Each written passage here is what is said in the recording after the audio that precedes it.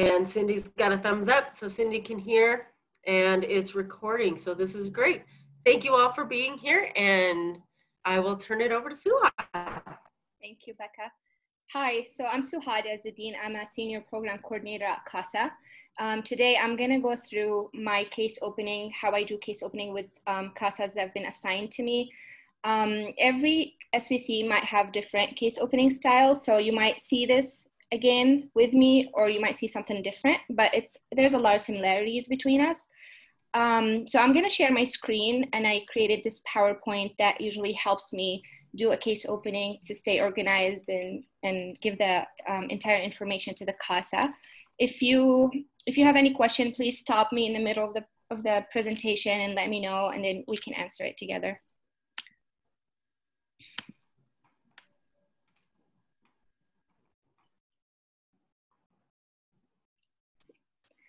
So this is what I'm going to cover in the entire presentation. I put these in order. Usually every CASA finds these helpful and useful after being assigned to a case. So the first thing I want to talk about is the CASA appointment order. This is the document that gives the CASA the legal rights to obtain medical records, therapy records, school records for the kiddos in their case. This order, usually it's filed before the case opening. So I file it within the court. I send it via email. We get these ordered back within 2 to 3 weeks. This is due to the pandemic. And then I upload this document on Optima under documents, so the CASA can access it anytime they need it, or anytime they feel like they want to give it to the parents or to the schools. So after case opening, there's a couple steps that I like to tell the CASA. It's one, the SBC, which is myself or your SBC, will send out an email to the caseworker and the guardian ad litem. This email will introduce the CASA, and it asks for the placement information, so where the kiddos are placed, the phone number, the address. That way the CASA can have this information and schedule their first visit. I copy the CASA on this email along with the caseworker and the guardian ad litem. So this is the first step after the case opening, which is to send that email, introduce the CASA, and ask for placement information. And then every SBC goes after and update the Optima with family members, associated parties, and current placement for kiddos, which makes it easier for the CASA to access all these information in one place.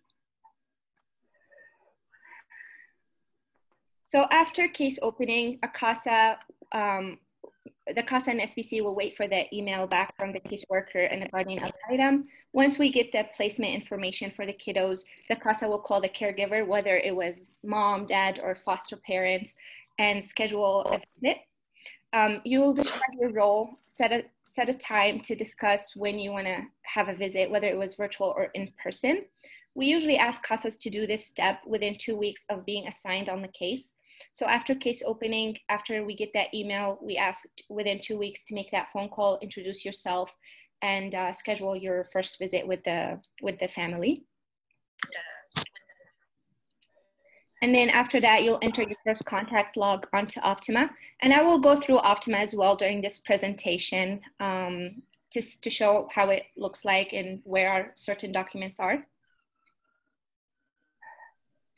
So for a first visit, there are multiple options for CASA can do. You can I can schedule a visit, ask the caseworker and the guardian ad litem for their future visit, and you can tag along with them if that's something you feel you're comfortable doing or you're interested in doing. You can also go alone, schedule your first visit and go by yourself, or I can go with you. I have done this. I've gone with CASAs 3 times the last couple of weeks to their first visit, and it went really well. There was a lot of bonding, and it was nice to have that support. So if that's something a CASA feels like they want to do, please let your SBC know, whether it was me or someone else, and they will be more than happy to join you and go with you on your first visit. So we also have the What is a CASA handout, which I will click right now on a link, and that's a handout that you will give the family on your first visit to describe your role as a CASA.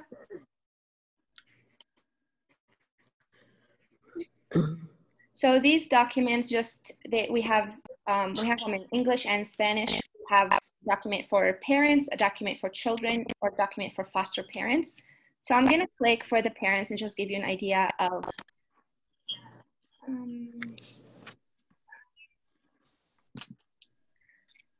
I'm gonna share one more document here.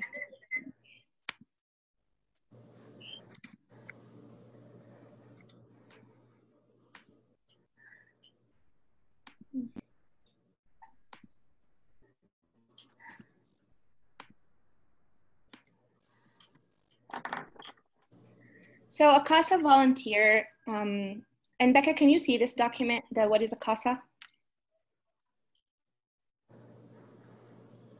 I can see it, but I can't read it, so I'm gonna move it to my bigger screen. Can anyone else see it, or? I can see it. Okay. I can see it. This is Cindy. Okay, perfect. So a CASA talks to teachers, doctors, foster parents, therapists about their kiddos, whether it was about appointments or past appointments, checkups. A CASA gets to know the children, so you can visit with the children, you can talk to them on the phone. We ask CASAs to do twice a month for visits. So CASA also helps find resources in the community. And this is, you will often see from your SBC, resources, food banks, or like backpacks for school, any resources. Feel free to forward these to the families. So CASA have access to child records and copies of court papers. Again, this is the paper that's a CASA appointment order that I filed before the case opening that gives you the legal rights for those records. A CASA takes notes. You can write notes when you go on your visits. You can take notes during hearings or family team meetings. A CASA represents the child's best interest, and a CASA observes supervised visits between family and parents. So this document, again, just gives a little information about what a CASA does and doesn't do. It's very helpful for family because sometimes they confuse what a caseworker is and what a CASA is. They confuse those two. So this document is always helpful to give on your first visit. Usually I send an email with case opening attachment that include all documents that a CASA needs. So feel free to print this and take it with you on your first visit. So we also have what CASA doesn't do. So we don't investigate what led the department to open a case. We don't decide what happens in the children's case. So this is up to the judge and the court. We don't choose sides in family disagreements. This is very important because you'll see a lot of sensitive topics and experiences between families. So we don't choose topics. We're here to represent the child and the child's best interest only. CASA also does not supervise visitation between parents and children, so that's up to the department. It's supervised by a professional. You can attend the visits and observe, but we don't supervise. And CASA does not provide transportation for children or family members. This happens sometimes where a family asks, pick up a medication or take a kiddo to a daycare or not. So we often don't do that. You can transport kids to the park and have your visit at the park. But other than that, we try to not to give any transportation. And CASA does not act like a parent or a big brother or big sister. And CASA does not represent the kids in court. So again, this document is just very helpful for people who does not know what a CASA is.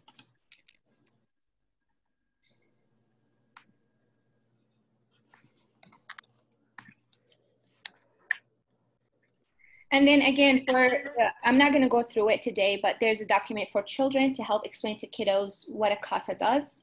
And there's a document also for foster parents.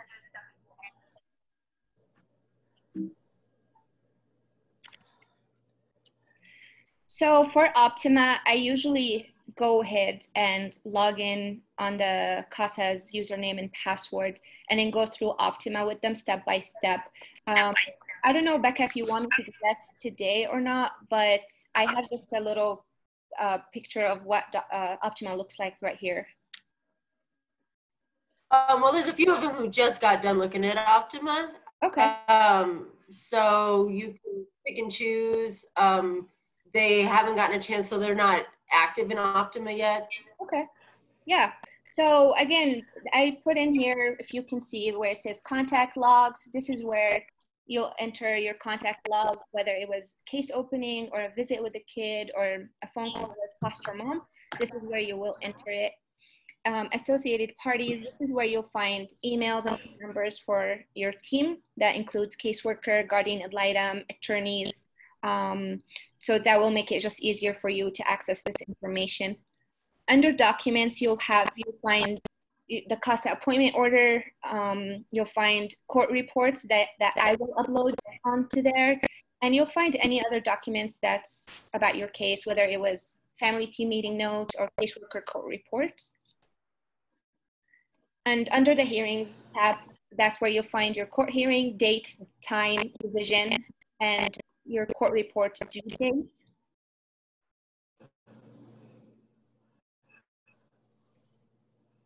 So for transportation waiver, we have this document where you can fill out and sign prior to transporting kids.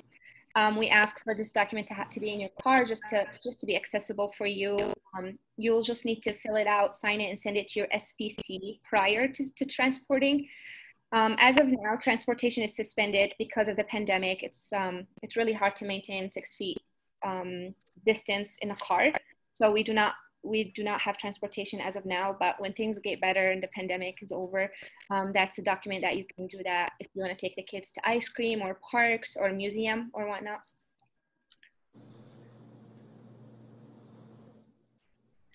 And then I have court reports here as well. So for court reports, excuse me, that's my dog is barking. So for court reports, you'll find this on Optima, the due date for court report. It's usually 2 weeks prior to your hearing. I ask CASAS to send me the court report in a Word doc. That way I can make the necessary edits. And then I will file the court report to the court. I will also send the court report to the caseworker and assistant county attorney. And I'll send the court report to the attorneys on the case as well. After that, I'll upload the PDF document on Optima, so you'll have access to it.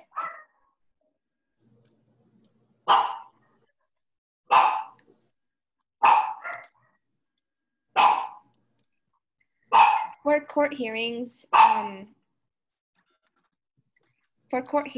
also right now, all of the court hearings are done by WebEx, so we're not doing in-person hearings until further notice, but you can either join on the computer or on the phone.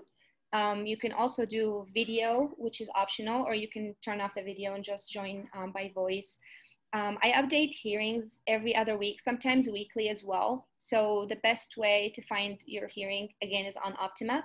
It should tell you the date, the time, and the division. I also send WebEx instruction to the CASA prior to the case opening. That way they have access on how to attend a court hearing. I also say for CASA that if you're unable to attend, please let your SPC know. That way they can cover for you. That way they can let the court know. And then you can even let them know like 5 minutes prior to the hearing. So it doesn't have to be a lot of notice. This just gives us a time to plan what to say and if anything we need to add to the case.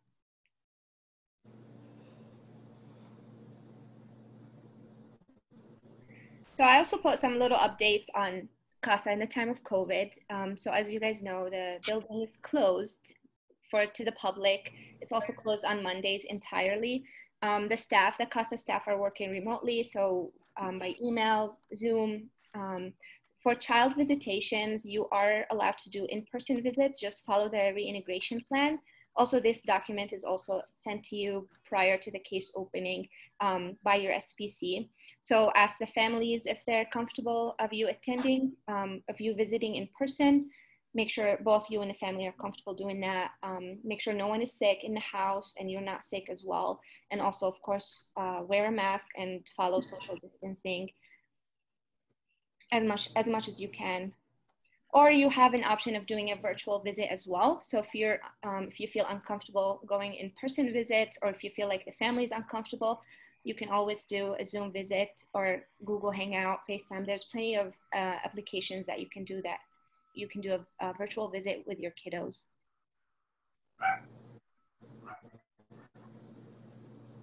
So the next steps, I also say this multiple times during my presentation, that after case opening, it is my job to send that email, a follow-up email, introducing you to your team, introducing you to the caseworker and the guardian ad litem, and then asking for current placement.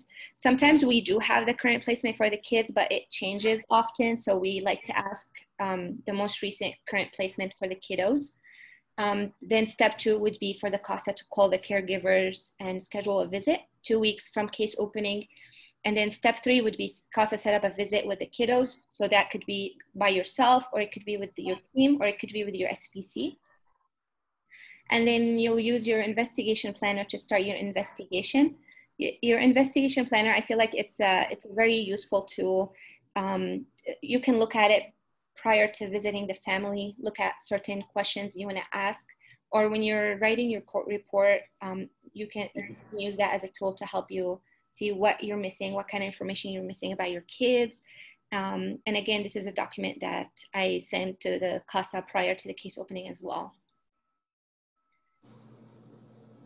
And finally, I have some communication, SPC communication. The best way to reach me is by email or by my cell phone number. I usually reply Monday through Friday. If it's in a case of an emergency, there's a child abuse hotline. And then we also ask if you hear or see something, since you're a mandatory reporter, to report it, to let your team know, the caseworker, guardian ad litem, of course the SPC, and then report it to this number on the screen as well. And this is it for my presentation. This is my case opening that I do with every CASA. I don't change it. Sometimes I modify some of it, but this just makes me feel like it's very organized to cover everything that CASA needs right after they get assigned to a case. If you guys have any question, or if you want me to go back to a certain slide, we can do that, and then we can talk more about anything you have questions about. Thank you. Suhad, this is Heather. Could you expand a little bit more about the investigation planner? Is it a document that's on the website, or is it a part of the form that comes with the court? Okay. Yes, so the investigation planner, you have it on the website. You can access it on the website. And then your SVC will send these documents, these attachments to you prior to case opening. And it just tells you, and I can actually maybe share it right here. Give me 1 second, and then.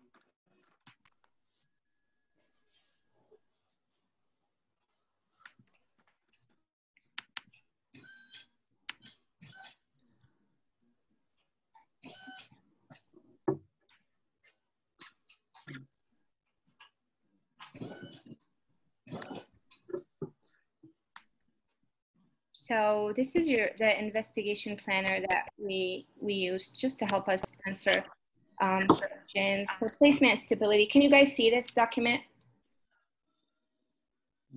Yes.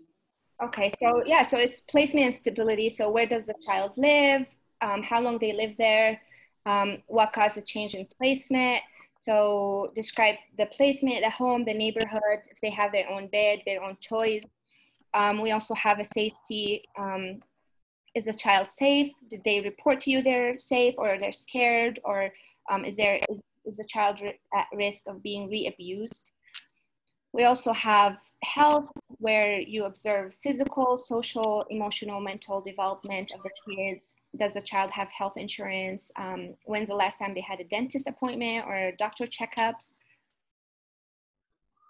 There's behaviors, how they act around other kids, how they act around animals, how they act with their parents during visits. So this is, again, this document you'll find on the website, plus your SBC will send this document to you so you can use it. When you go your visits, you can maybe pick a couple questions of here and then ask during your visit. You can even print it and take it with you. So whatever you're comfortable with. We have permanency, like what does a kid want? Where is it going? How far is it from reaching permanency? Barriers and concerns. We also have educational advocacy for kids who's in school or daycare, what grade they're in, attendance, how they're doing in school, if they have learning disabilities, if someone's helping them. A lot of CASA advocate for educational advocacy, so it's very important to look into this document and see where your kids are. Even though you don't see sometimes issues or concerns, sometimes you have to look back to this and make sure you ask the family, well, can I see their grades? Can I talk to their teacher? We also have life skills for kiddos whose ages 14 to 21. This is what you see, like weaknesses, strengths, if a youth program is necessary for them, or transitioning.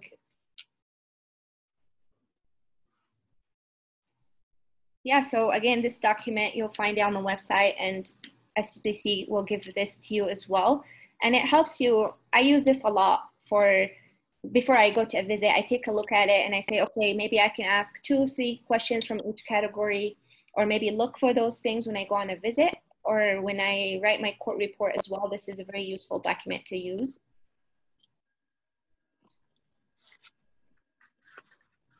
Does anyone else have a question about this document before I take it off?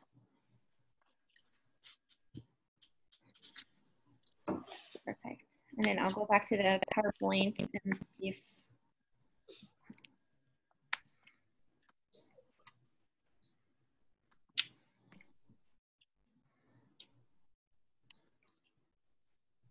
How do you guys feel? Does everything make sense? Yes. Good. Thank you. Yeah, of course. Yes, definitely.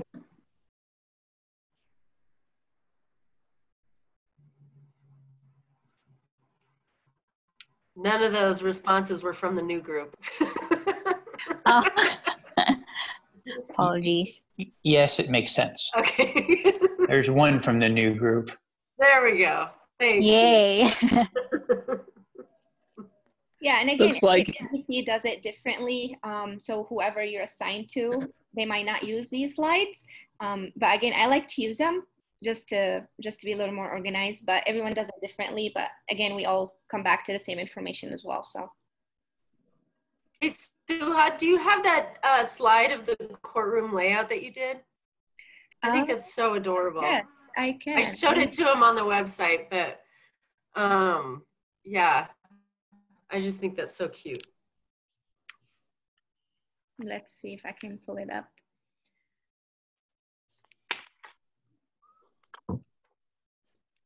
I think it helps, especially if they've never, they don't have a chance to observe. They don't have a chance. I mean, and so a lot of it's going to be audio only, and to understand how the courtroom's laid out, I think is helpful. Gives them a visual. Yeah, I'm about to pull it up. I have a question about what you just said, Becca. Are we permitted to observe a case that's not ours, just to see how the flow goes? Not at this time. Am I correct, Matt? Sorry, I didn't know you were going to ask me anything. Sorry. I just want to confirm that. Everything changes day to day, so I just want to make sure. Technically speaking, you could, because you're anonymous, basically, when you're on the line. We have a number you can call, and then there's a code you punch in, and you can sit there and listen. the only issue with it is that the judge does, when he sees numb person on the line, if you were to be on there observing, all you would have to say is your name, I'm with CASA. And he'll say, okay, and move on to it. So he won't make a big deal of it. But Vicky, not Vicky, Becca, it says Vicky on your thing. I know. Have we said that we would allow people to listen in that way? I'm following your lead on that. I would assume that they would have to go through their SPC to get the code, to get the cases. I right? mean, I guess the official stance is that you probably, if you really want, then I think we can arrange that with your SBC, but you'll have to have been sworn in first, I think, because you have to be part of the program since these are sensitive cases. Once you're sworn in, then you are a CASA, then you can, read the documents and listen in on the cases. You wouldn't want to do that in advance of being sworn in, though, I don't think. No, just because of the sensitive nature of the cases. But before you select a case, I think it's a great idea to listen in on a few, just to see how that goes, because it is different than in person. It can get a little chaotic if you're not knowing who to listen for. So I think before you take a case, definitely talk to your SPC about listening in on a few. Okay, thank you, Matt. I appreciate that. Thanks, Matt.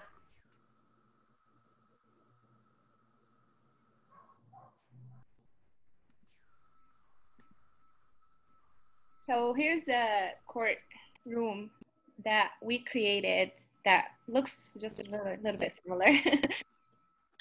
Can you see that? Yes. Yes. So do you want to go through it, Becca? No, I'll let you do it. It's your slide. Okay, perfect.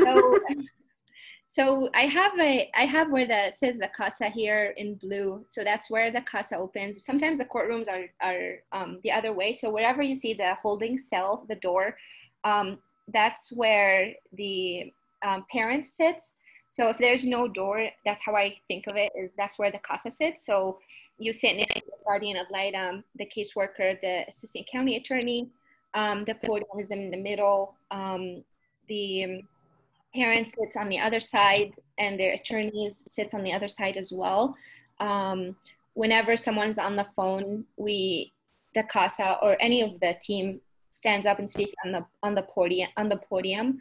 If there's no one on the phone, then you can stay on the benches, the tables, and say appearances or say if there's anything you add to the case. Yeah, so I think that's all about the court observation. It's a lot different now than on the phone. Well, Suhad, will you go through some of these acronyms? So explaining who is everybody? Yeah, so respondent father, the dad. And again, Matt, please jump in if I say, I'm new still to CASA, so Matt, if I say anything that's inaccurate, please let me know. No, you're not. Not anymore, Suhad. You're doing just fine. So the RF is respondent father. Usually it's the dad of the kiddos on the case. ATRF is the attorney of respondent dad. Every parent has an attorney. Respondent mother is RM. And then the attorney of respondent mother, and also the assistant county attorney, the caseworker, and then the guardian ad litem, and the CASA, so the court appointed special advocate. So usually SPC, well, even before, until now, SPC attend every hearing. So whether it was on WebEx, you'll find that SPC is on the phone as well. They'll be muted the whole time. They won't say anything unless the CASA asks them to say anything. And then in the actual courtroom, we sit in those benches right here where you see the pictures at, just to give you support. We attend every hearing for our CASAs. So again, if you can't make a hearing, whether it was on WebEx or in person, you just let your SBC know and they cover it for you.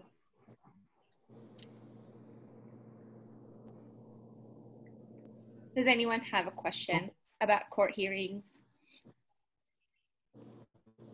Yeah. Well, one thing I just wanted to add, because it just occurred to me that if you're new on a case, and you're just starting out, I think it's a good idea to appear by video.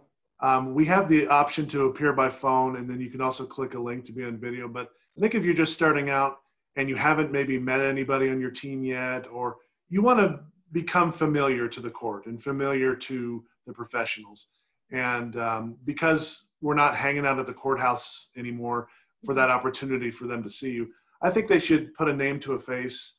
You don't necessarily have to do it all the time. And we certainly get it when an 8:30 hearing, you're probably not wanting to get up and stuff for a 15-minute hearing. But again, at least for your first hearing, try to make the video. Because I think it's very important that they see you, especially the court and then the judge, because oftentimes when you're just on the phone, no, Acosta's here, you're important, you're part of this, and when they see your face, they're just more likely to call on you. So technically, you only need to be showered from the neck up. that's true. Yeah. That's funny.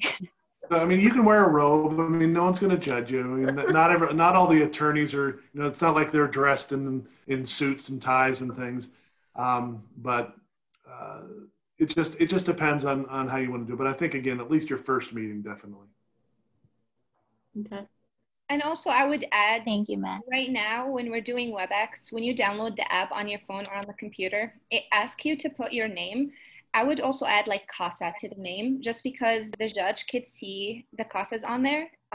They don't have to ask, or I think it's very nice to just have CASA next to your name as well. Okay. Questions? Good so far. Becca, did you want me to go back and cover something else, or maybe I went too fast on one of the You do speak very quickly. Yeah. I'll leave it up to the group if there's something that they want to circle back to or something they need clarity on. I'll follow their lead. Okay.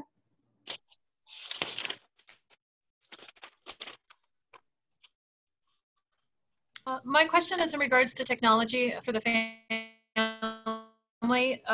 In your point about after opening the case, access or Wi-Fi, if there is no access, what would be the next step since we can't see them in person? Question. So I feel like it's really hard to have a family with no access to technology just because of giving laptops, and but that is the case. I don't know. What do you think, Matt? What do you think? Well, if you do have a family where, and they have nothing, they have no ability to communicate through video. I do think, we can do in-person visits if you are abiding by the rules, of course, masks and social distancing. I think a telephone call is going to have to be suitable in the meantime. If you're not comfortable visiting in person, or the family isn't, or maybe someone tested positive at the family or whatever it is, at minimum, if you can do a phone call, it's not optimal. You want to lay your eyes on them. You want to see that they physically look okay and how they're reacting and how their mood is. But if all you can do in the meantime is a phone call, that's sufficient. And that'll be sort of a placeholder until you can feel comfortable seeing them in person. But if their long-term prospect is they're never going to be able to see you on video due to technology limitations, at some point you are going to have to see them in person. And even if it's just a matter of you sitting in your car and they come out of their front door and you wave to them and you talk from 20 feet away, if that's what you're comfortable with, then that's what you're comfortable with. But I have had some CASAs who just, for a time being, maybe a month or two, communicated exclusively by phone, and it's okay. It worked. Obviously, with really young children, that's probably not the best bet. If you've ever talked to a 3-year-old over the phone, you know how that can go. But if that's all you have, and you're talking to the family, and checking in, saying, hey, how's so-and-so doing? You are still checking in. You're making your presence known. You're showing that you are part of this, and that can be a temporary solution until something else opens up. Okay. And always tell the SBC, you never know. Sometimes we have like resources. I had a CASA actually not too while ago who told me that the family does not have a computer and she's having a hard time doing a Zoom call. And the organization, the CASA organization happens to give us some laptops. So I actually gave her one of the laptops for her to give to the family. So always like tell your SBC, they might have different ideas. They might have resources for you. So.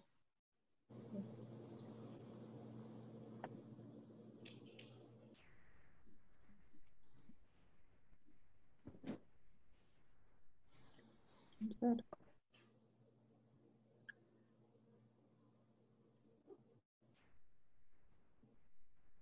Other questions about case openings? No, it sounds pretty self-explanatory, until we get into it. Yeah. Mm-hmm. Matt, how is your case opening? Is it a lot different from mine? No, I think the only difference you might notice I think we all do things the same in the sense of giving you all the right tools. I just, because it's sort of rote for me at this point, I tend to be a little bit faster, I guess, with things. But everything that I heard that you did is exactly the way it's supposed to be done and is done. The main thing we look for you guys is at the end of the case opening, I always ask my CASAs, all right, do you know what your next 2-3 weeks look like? And I have them repeat that back to me saying, okay, what are you going to do first thing? What's what's the next 2 weeks look like? And if they can't tell you what that looks like, then as the SBC, I haven't done my job to convey to you what it is. So we might go over that again. But basically it's just that exactly what your job looks like coming up. And I think Suha did a wonderful job of explaining how you have to do this over the coming weeks after we have this case opening. If there's any doubts about that, please don't leave the case opening without asking further questions of, all right, I kind of get this, but what about this? Please ask as many questions as you can, because we want you to know exactly step by step what you have to do. Because once you've gone through the first 2-3 weeks, it's just repetition of everything you've done before then. You got a hearing and you got a visit and then you go to Optima and log it. You're just repeating those same things. So that getting all the things out of the way the first time in the first cycle is really what we're looking at preparing you for. Thank you, Matt.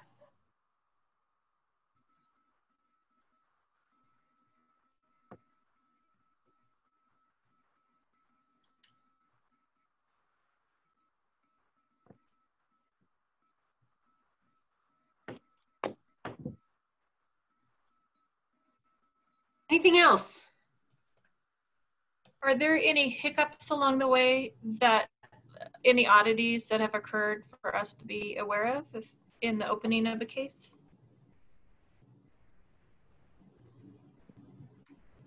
Well, the only thing I can think of is that, and what we do, when you pick a case, we do research to make sure things are still as they are in the petition. In other words, if you think that the family lives in Brighton, we make sure that the placement is still.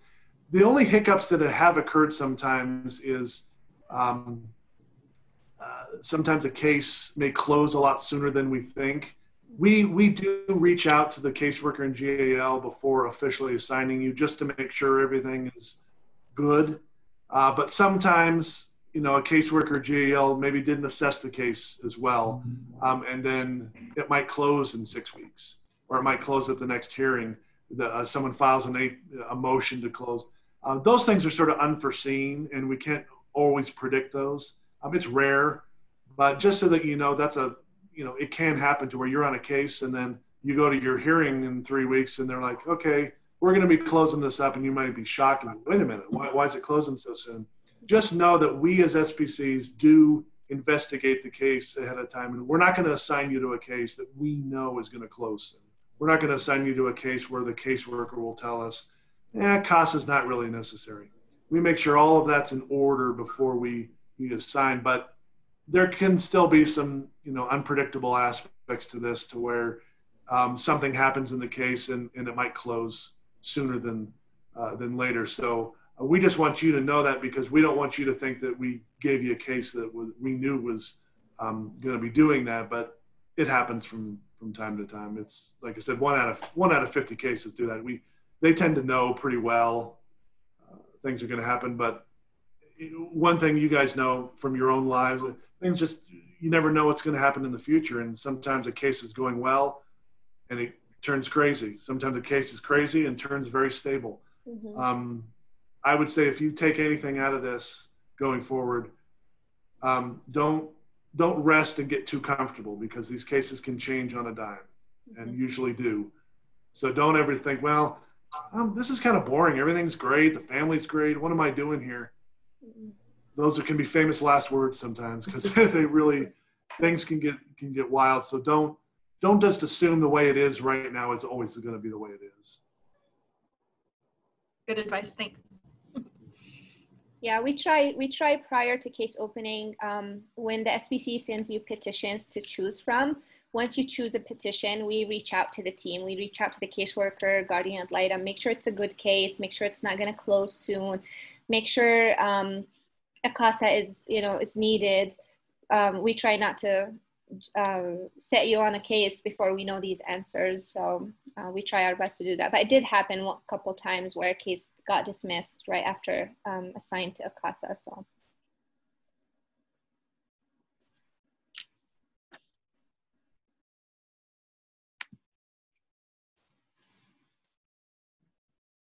So if that happens, then I take it that you would go through again and do another case. Yes, I actually had it happen before, where I wasn't patient enough, where I didn't wait for the reply back from the caseworker, and I went ahead and assigned the case, and it got dismissed. So we just happened to find another case for the CASA and then assign her again to it. So, yeah. Okay, sounds good.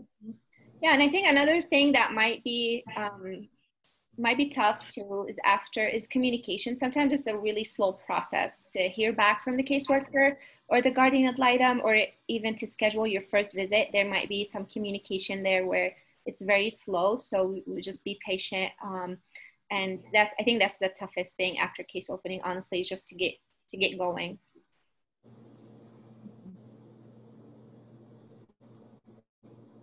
Well, I always keep thinking of these things. One thing that came to my mind of, we don't want you guys to assume that if you're not hearing constantly from the caseworker in GAL, that something's going wrong, or that the relationship isn't good, or they're ignoring you.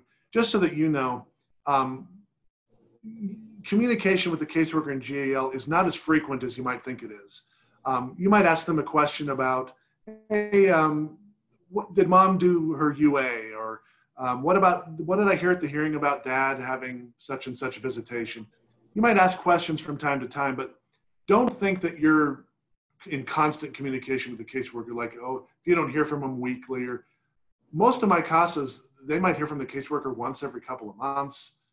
It's really if you have a real pertinent question about the case, but I think a lot of CASAs have this expectation that caseworkers and GALs are always in communication with you, and that if that doesn't happen, there's something wrong. And that's not the case at all. We want to create the expectation for you that your primary point person is your SPC. We can't answer case-specific questions because obviously we're not working the case. But if you are having an issue with somebody on your case, come to us first, certainly. But don't feel like, well, my caseworker hasn't emailed me in 3 weeks, so clearly my caseworker doesn't have time for me. Or sometimes CASAs get upset, and we just want to tell you that that's not necessarily the case. Not only are they too, very busy with more cases, it's just not really necessary for them to be in constant communication with you. So we've all talked as SPCs a lot about this, and we think managing your guys' expectations is very crucial to this. And we want you to go forward knowing what's normal, what's not normal, what to expect, what not to expect. And so that's why I wanted to plant that seed with you guys of, hey, if your team isn't always in touch, it really isn't that big of a deal. It can be if you've asked them a question and they're not responding, that's one thing. But don't feel like they have to be in communication with you all the time, kind of thing. Thank you, Matt. Yeah, I think that's very important. I think I'm going to add a slide saying, like the relationship between the CASA and the caseworker and the guardian ad litem. But if there's a time where you feel like, they're not replying back, or you feel like you're disconnected, again, like Matt said, your SVC is the best support for you. Please call us or email us anytime you have a question, anytime you want to just talk about your case. Your SVC is the best support for you. So in this case, patience is a real virtue.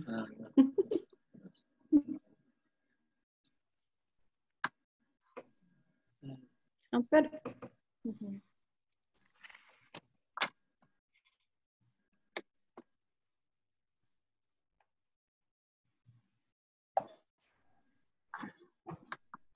Sounds like everyone's good to go. Yeah. I think so.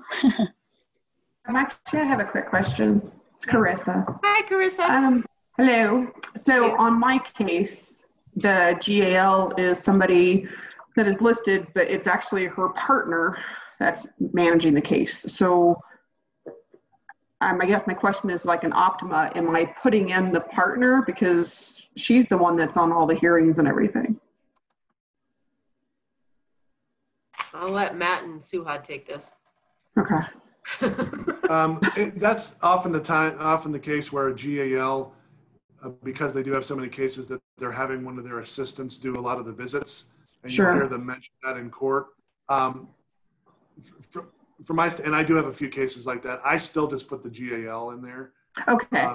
Because their assistants sometimes can change, and when a GAL would stand in court and say, my assistant did a visitation on July 3rd, it could be one of 2 or 3 or 4 people. It isn't always necessarily the same person. So I would just say, the GAL is the quote unquote boss of that, and you don't have to account for every one of their assistants. Okay. It's just I've never conversed with the actual GAL, nor has she ever been on any hearings or seen the kids. It's actually the other lady. So I guess when I'm referencing like in notes, I really just reference the name of the person I'm dealing with, though, right? Yeah, and that's fine to put in the notes, just to say, if you click the GAL and just put in the notes, it was actually Mrs. Smith, the Perfect. GAL's Okay. assistant. All right. Thank you. That helps.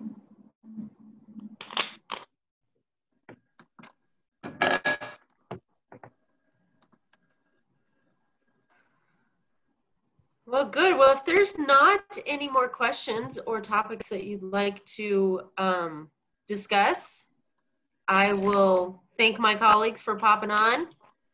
And there's a big chunk of them that are probably going to be coming to Matt and Suhad for after swearing in. So that'll be exciting.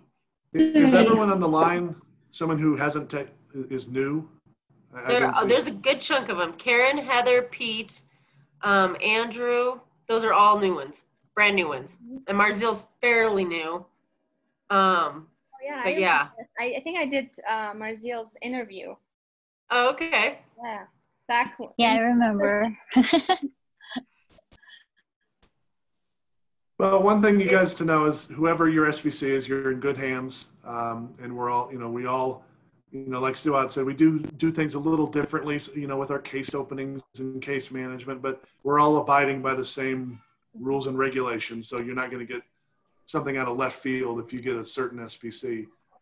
Just stylistic differences that are very minor, but we all believe firmly in support and customer service and being attentive to your needs. So always, you guys reach out whenever. Like I said, we take calls and texts on weekends if necessary. This is about your schedule and about your needs, not ours. So we want you to be comfortable reaching out whenever you can. Thanks, Yeah, Matt. please do. It's I love talking to my CASAs about their cases, especially if you have a tough case or a case that's like you know, it's just emotionally exhausting. Please call your SBC. I feel like a lot of things are solved during that phone call, and we're there for you. So Thanks, Well, Ruha. thank you for today. thank you guys for everything, and thanks for being CASAs as well, and for watching me and hearing my slides as well. So I look forward to working with you. Yeah, Thank thank you, you. Suha. Thank you for all the information. Thank you. Bye. Thank Very you. helpful. Bye. Right. Have a good day, everyone. Have a Bye. good Bye. Bye. Bye. You too. Bye.